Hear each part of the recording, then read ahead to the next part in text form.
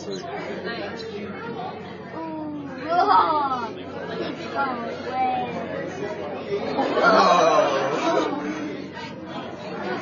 Oh, he's gonna stand down. Oh, look at him. They got the This is like beautiful. Oh, yeah. Oh, he went up here. Good thing I had to take this from you.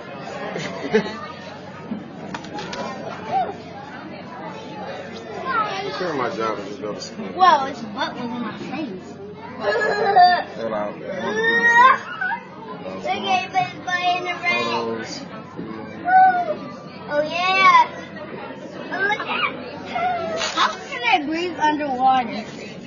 You go back above and get air the same way you do. They hold their breath longer. Hold your breath. You gotta be good. Really? Look at going froggy. Not really good. Look how he got Oh, he's killing him. it. Man, he already under this. Oh, he going under it. Look, he like, let go. Oh, I think he's He got him in a headlock. They play fighting. Yeah. This is gonna be good. They gotta get air. He's not letting that one get air, Dad. He got some. He got his head up there. Oh, yeah. I'm both getting there. Look, that one tried to push that one away. All right.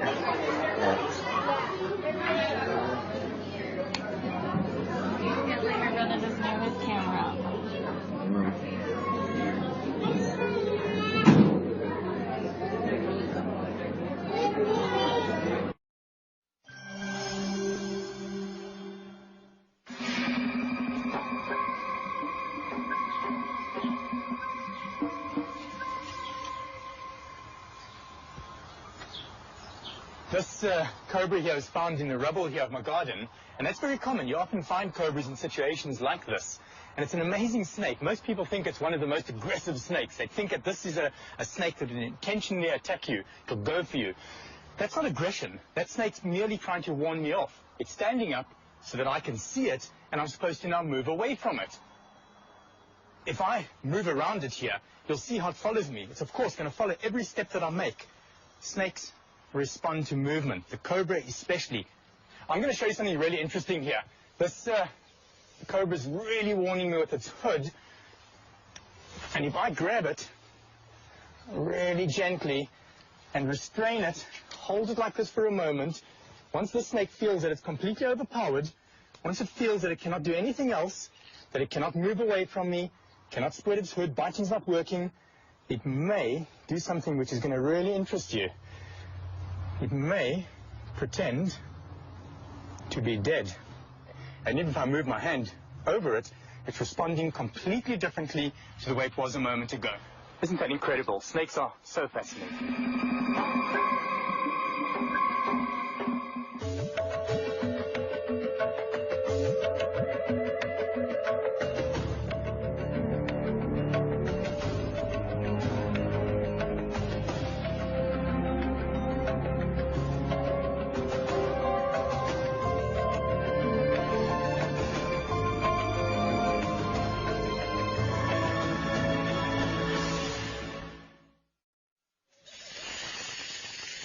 Snakes are reptiles most of us prefer not to meet. And they're wary of us, too, which is why they hiss or rattle to warn us off. Such warnings are ignored at our peril. But a snake will only bite in defense, and only if it feels gravely threatened.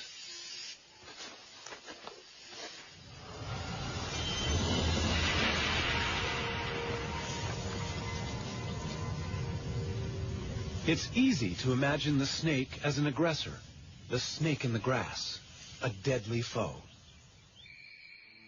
But why does this image send a shiver of fear down our spines? In shape and movement, they are so different from us that legend and folklore have given them a sinister reputation they don't really deserve.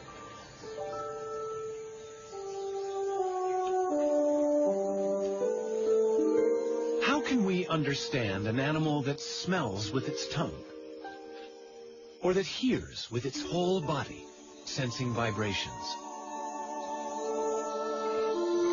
The hypnotic stare of its unblinking eye can seem as alien as its apparent rebirth through the shedding of its skin, sloughed off like a scaly ghost of itself.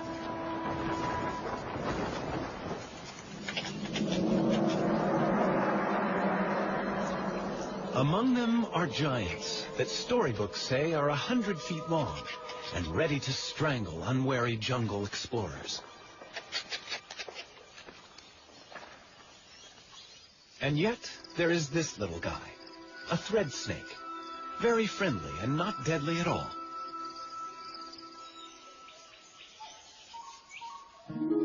There is even beauty and grace in some as they go upon their bellies, silently through the trees.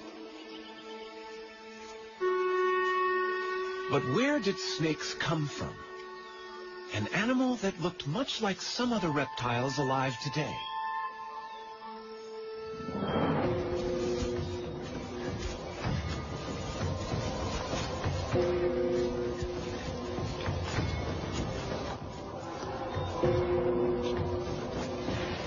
It's hard to believe that snakes have anything in common with creatures like this. But in fact, every reptile descended from the same ancestor. This primitive ancestor led to two groups of animals, turtles and all other reptiles. All through the age of the dinosaurs and during the emergence of lizards, snakes were nowhere to be seen. But there were legless lizards, and it was from these that snakes evolved.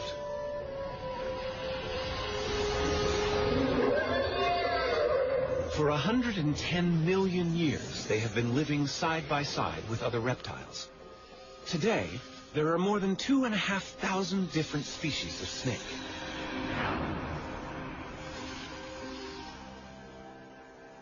Hidden within their bodies, vestiges remain of the legs they lost.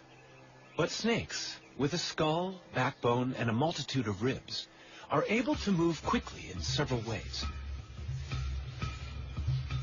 The serpentine crawl of the cobra. Most snakes move like this.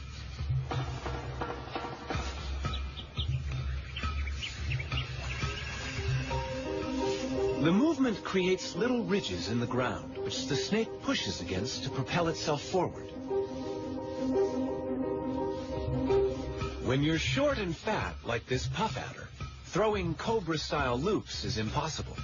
Instead, the muscles act on the ribs. As the ribs move, the snake's scales grab hold of the ground, and with a series of rhythmical contractions, the snake rows along in the sand. The famous sidewinder favors the serpentine wave, and like the cobra, it can push itself against the ridges it nudges up in the sand. By moving sideways, it needs only 2 points of contact on the very hot sand. At any one time, most of its body is held in the air. Legs? Who needs them? There are different problems for a tree-climbing python in a rainforest. To reach across a gap, it can stiffen sections of its body, becoming its own ladder from branch to branch.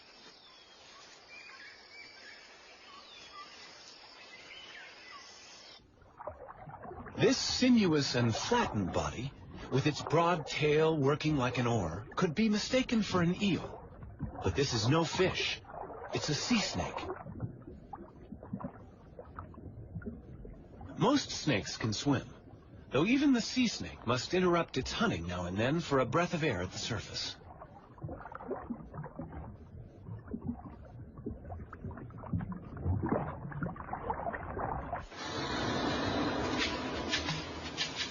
As hunters, in water or on land, snakes are silent and efficient killers.